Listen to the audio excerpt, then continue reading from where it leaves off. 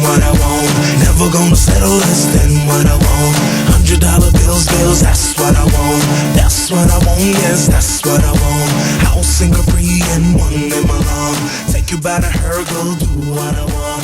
Oh, let me give it to you up on the floor. Talking there about some of your influences, what about on the family side? I mean, do you actually come from a musical family, or did you sort of break away and decide that this is what you wanted to do? No, actually, I come from a musical family. My father was a lead vocalist and a guitarist of this band back in probably late 70s throughout the 80s. They were really famous throughout Armenia and Russia. So I pretty much started because of him, because he would travel, bring back the 12-inch vinyls, and he would bring back Stevie Wonder and Aretha Franklin, Ray Charles. And from the age of 2, I would listen to that myself and my sister, and we would just keep singing and singing. And then they knew this is what I wanted to do. So I kept telling them, please, this is what I want. They decided, let's just all move to America so we can pursue this career. How old were you when you moved to America? I was 9 years old. Wow, tender age. So how much do you remember of Armenia? Everything, pretty much. I remember a lot of it. And food? I love the food. But then again, I love all food.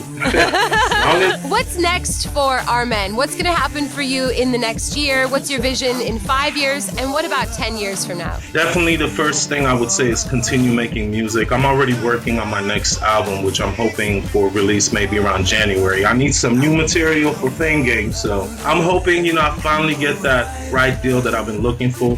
Somebody who can truly believe in me as an artist, give me that creative control to continue doing what I'm doing, from writing everything and put my stuff out there, all over the world. That's what I'm looking for. So hopefully that'll happen. But if not, I'm going to continue working hard, try to make some money, keep recording, and hopefully have the people enjoy it. What do you think of the music industry right now? What is the climate like there for you in North Hollywood? It's bad. Let's put it that way. So much has changed from maybe 5-10 years ago. It's just, for me, I feel like music is not the same. I feel like we always go through this cycle maybe every 5-7 years where everything sounds the same, but then there's always somebody who comes with something different, and that's really my goal. That's what I'm trying to accomplish, is just bring something new to the table, something different, but then again something really kind of familiar where everybody can relate to the music. And it's a learning process, you just grow from, I've had to learn from my previous recordings and try to do it better, so hopefully the next records will be a lot better than these ones. Is there any sort of particular track that you're especially proud of? Nothing, to be honest, particularly, not one song. I have to say, just putting out a record, a whole album is just, I'm very proud of the fact that I've accomplished that, regardless of what happens in the future, whether it sells a lot or not. I feel like I'm leaving a legacy behind for my kids, for hopefully my grandchildren, and I'm hoping I change somebody's life with my lyrics, the melody, that's my whole goal. My favorite song of yours is Thanking You. Every time that comes on, I'm absolutely transported into this world where I think, everything is really cool in my life. And I'm so thankful. And it really does, it translates to me personally. What was the inspiration for that track, out of curiosity? First of all, thank you, DJ Crier. I appreciate that. Inspiration is just everything I've been through, God has truly shown me. I feel like, you go through things to learn, and then you just have to look at the signs. I don't know if that makes sense or not, but he has shown me that no matter what happens, you can always overcome everything. It might seem bad right now, but tomorrow is going to be good. So that's the hope that I have, and you just got to keep pushing for it. Paul's making a comment in the background, so you're not on suicide watch then. I hope not. It can feel that way as an indie, it really can. An independent artist, they've got it pretty tough. Have you got any, hard knock stories, moments where you've pitched your music and you just kept getting the door kind of slammed in your face? I still do, till this day.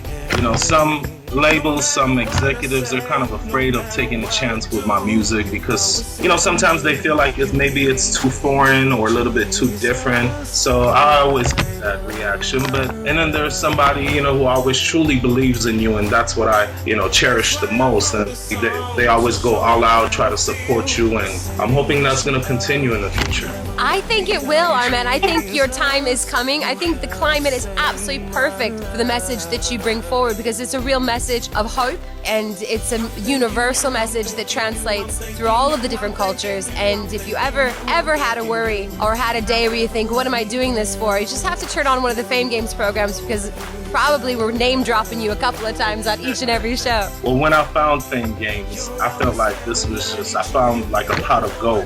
It truly gave me so much more hope. Just to see different artists on it too. I mean, I'm like, this is incredible music. You know, I truly feel the same way you guys feel. Why isn't this on the radio? And I think what you guys are doing is incredible. So much more than you can realize what you do for. Thank you so much for the return, because it is a lot of hard work, but just like you, there's this mission that drives us, this mission that there should be better music like Armen's on the radio every day, and that's exactly what we're trying to do, and we're hoping that we'll achieve that for everybody very, very, very soon. Again, we're here, thankfully, on the red carpet with a fabulous R&B and hip-hop artist who crosses all genres seamlessly. It's Armen. He's from North Hollywood, California. Please do check out his Fame Games profile, where you can get the links to his new album, New Style, New Sound. It's brilliant. If you're not familiar with it, then you haven't been listening to Fame Games enough.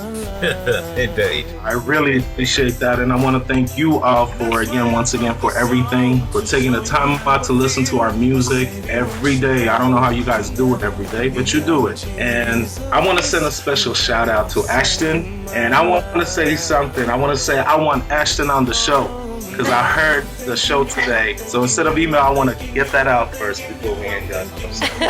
She's gonna love that, because she's gonna be editing this up in the morning. She seems like a sweetheart. She is a doll. She really is. And we'd also like to return the shout outs to your family, particularly your wife and your children, because we know behind every good man is an even better woman. Way better. Listen, it's been an absolute pleasure speaking to you. It was great to get the opportunity. When DJ Crier said to me today, you know, we're going to talk to Armen, I thought, well, yeah, because I do appreciate your music, and I equally, as DJ Crier was saying, you know, it does infuse us here when we hear your music, and it just puts a smile on our face, and I think at the end of the day, that is just so important. I just thought of a question. Is there any comment on Fame Games that's been said about your music that you just wanted to pound one of us? Not at all. Every single comment, I promise you, I've taken into consideration, and that's why I'm hoping I can better myself as a musician with the next song, with the next tracks. It's all about learning process, and everybody's a professional there, so I'm thankful. Now come on, Armen. It's just pretend it's you and me here, right? You don't get sick of hearing Sid and Paul talk about over-compression. It's the truth. I had to realize by being on the show what they actually meant. So, you know, definitely the next songs, I hope they hear improvement. That's the honest truth. I mean, I'm thankful for the fact that everybody's actually taking time out to listen to my music. So I really don't complain. Let's put it that way. Well, you know what? You know, let's turn the tables. Maybe the best revenge would actually be for you now to give a critique of Fame Games. And we'll sit back and we'll try to suck it down, huh? My only thing would be, I hope there's a lot more R&B, hip-hop music coming through, you know, because there's incredible alternative music, just all different genres. I mean, I don't really have any criticism to give to the judges, to be honest with you. I'm trying to think, I really am, but I can't really come up with anything, so. Excellent stuff. I'm always straight up, honest. I will tell you straight up, really nothing. So. Armen, he is the man of the hour on the red carpet. Do check him out at his Fame Games profile. Thank you so much, Armen. You have a really, really good day. Thank you so much, all of you as well. And please, everybody, continue your votes, not just for me, but for every single artist. We need to take Fame Games and everybody in there to the next level. And thank you again for having me. Amen. I got so many things to show. You show.